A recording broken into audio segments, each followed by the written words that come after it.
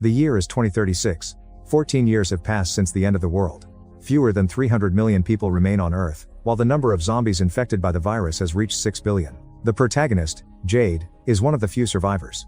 Over these years, she has devoted herself to studying the evolution of the zombie virus.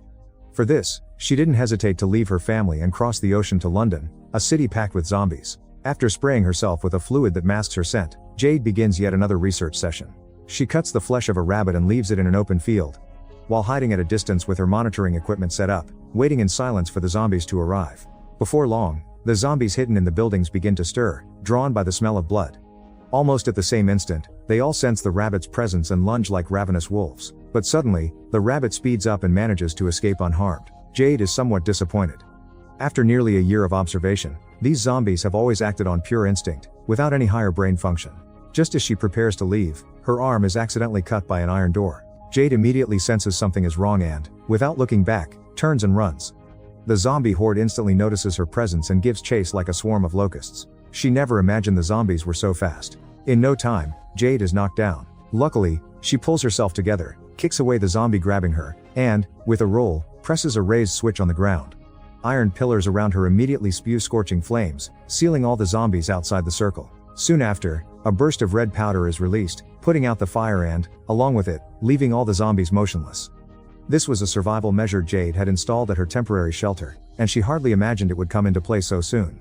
But before she can breathe a sigh of relief, she suddenly feels the ground shake violently. As if sensing something, Jade immediately turns and bolts. The next instant, a gigantic crawling, insect-like creature bursts out of the ground. Jade recognizes it as a creature infected by the T-virus. Unlike the ordinary human zombies, this is a violent and powerful being. Jade has no power to resist it and, in just a few blows, is thrown aside and knocked unconscious. Luckily, at the crucial moment, 3 survivors suddenly appear with guns drawn. After a fierce barrage of gunfire, the giant insect topples over dead. When Jade wakes up, she finds herself inside a corrugated metal shack. It was the Good Samaritans who killed the creature that brought her there. This is a scavenger's camp. Everyone survives by collecting discarded parts that, after being reprocessed, are sold to wealthy bosses. Jade isn't fazed by this and starts insisting she wants to leave. But one of the men warns that you don't just leave this place whenever you want. Then he launches a flare. Jade falls silent at once. What kind of place is this? The flare lights up the night sky and reveals, hidden in the darkness, countless zombies surrounding the entire camp without a single gap. The residents normally come and go by helicopter. Jade instantly drops the idea of leaving on her own. The man is used to it all. To him, one day humanity will go extinct. But Jade disagrees. The virus is always evolving. If they're lucky and it begins to weaken, then humans and zombies could coexist. That's precisely what has driven her to observe the zombies for so many years. However, the man's next words put Jade on alert. He noticed the tattoo on her arm, a mark unique to those who lived in Raccoon City. At that moment, the roar of a helicopter is heard in the sky. The man's expression changes at once, and he announces that the Umbrella Corporation is arriving. It turns out that, all these years, Umbrella had been offering a bounty for the residents of Raccoon City. Upon discovering Jade's identity, the man immediately reports her, hoping to pocket the reward.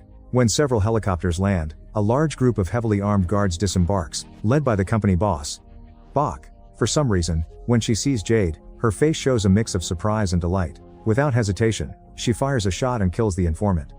Then all the soldiers open fire on the other scavengers, beginning a massacre with no apparent reason. Jade doesn't sit idle and, taking advantage of the chaos, escapes the firing zone. But the place isn't that big. When nearly all the scavengers in the camp have been wiped out, Jade ends up cornered on a balcony. Bach speaks at just the right moment, telling Jade she must go to Umbrella as soon as possible, because her sister is waiting for her. Hearing this, Jade's face changes completely. Suddenly, she pushes off with her feet and leaps out of the camp. Below, the dense mass of zombies looks up. Who could this sister be, that Jade would rather face a horde of zombies than meet her?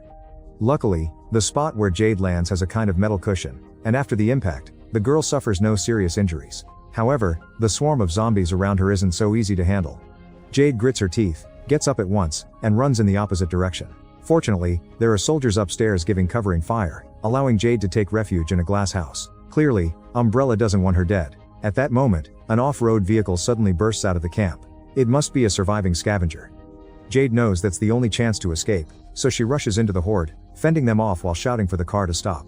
With great effort, she reaches the vehicle and leaps in with an agile move. The surviving scavenger, a strong man, floors the accelerator and forcefully carves a bloody path through the zombies. The two finally escape the scavenger's camp. The reason Jade tries so hard is simply that she doesn't want to see her own twin sister. In her mind, memories of childhood resurface. Time goes back to the end of 2022, 3 months before the apocalypse. Jade's father was the chief engineer at the Umbrella Corporation.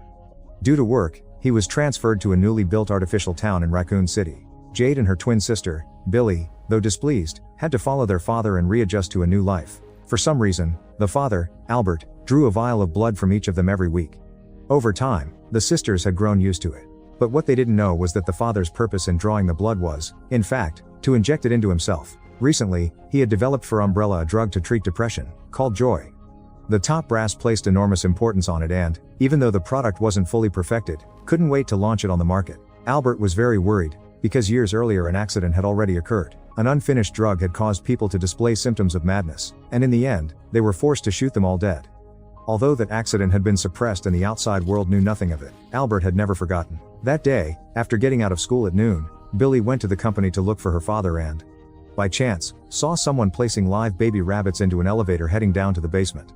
Billy was a radical vegetarian, with a natural compassion for animals. She was very worried that the baby rabbits she'd seen were being taken for animal experiments. The two sisters made a plan and secretly took their father's access card and phone, determined to investigate Umbrella. If they really were experimenting on animals, Billy swore she would expose it all on the internet. The sisters soon reached the company entrance and, using their father's phone, opened the door without trouble. Billy remembered the baby rabbits had been taken to the 4th basement level. The moment they step out of the elevator, they see various animals locked in glass cages. Billy perks up at once and pulls out her phone to take photos as evidence.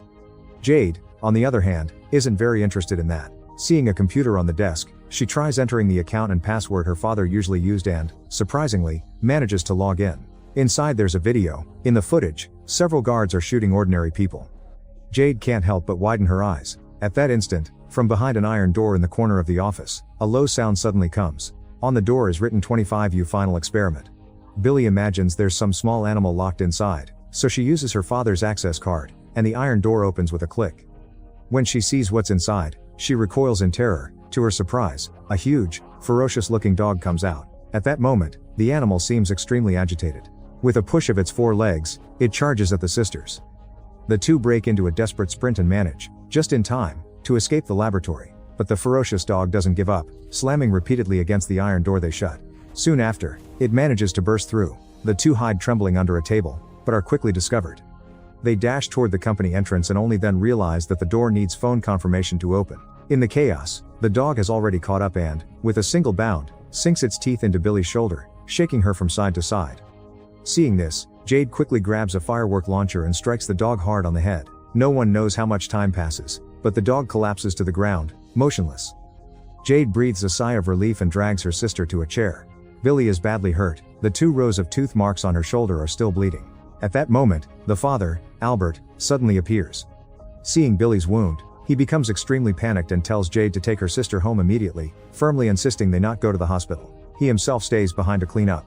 Albert inserts a USB drive into the central computer, and instantly all the screens begin to glitch.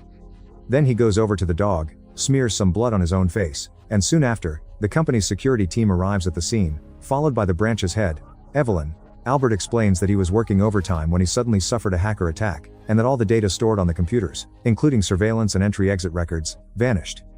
The electronic lock holding the dog also failed, and it took him a great deal of effort to kill the animal. The story is flawless, without any apparent gaps, and he finally manages to cover up what happened. But the impact he caused is far from over. Albert knows the dog that bit Billy is no simple thing. It's the product of an extremely high-risk experiment.